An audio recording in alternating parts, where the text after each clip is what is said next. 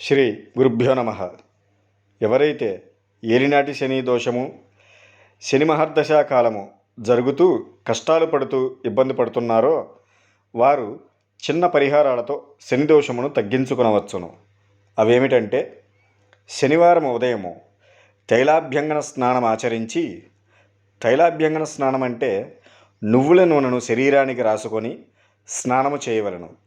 అది ఆ విధముగా ఆచరించి ఒక ఇనుప గరిటెను తీసుకొని ఆ గరిటెలో నెయ్యి, నువ్వుల నూనె, ఆముదమును కలిపి 3 ఒత్తులతో దీపారాధన చేయవలను.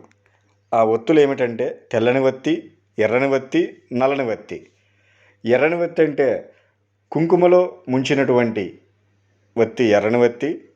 నల్లని వత్తి అంటే హోమగుండములో కానీ దీపారాధన కుందులో కానీ వచ్చేటటువంటి నల్లని చమురులో ముంచినటువంటి వత్తి నల్లని వత్తి. ఈ 3 వత్తులు కలిపి పడమటి దిక్కున ఇనుప గరిటెలో శని దీపాన్ని వెలిగించాలి. ఇలా ప్రతి శనివారము ఆచరించాలి.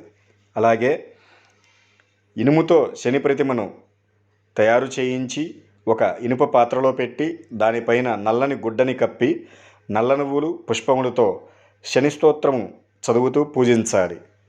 అలా పూజించినటువంటి నల్లని పాత్రను పులగము, నల్ల నువ్వులతో కలిపినటువంటి అన్నమును ఒక నల్లని బ్రాహ్మణునికి దానం ఇవ్వాలి. ఈ విధంగా చేసిన ఎడల ఏలినాటి శని దోషము దాదాపుగా తొలగిపోయి కష్టముల నుండి బయటపడతారు. ప్రేక్షకులు మా ఛానల్ని సబ్స్క్రైబ్ చేసుకొని గంట సింబల్ను యాక్టివేట్ చేసుకోవడం వలన మేము అందించేటటువంటి సమాచారము నేరుగా నోటిఫికేషన్ వస్తుంది. ఓం నమః శివాయ.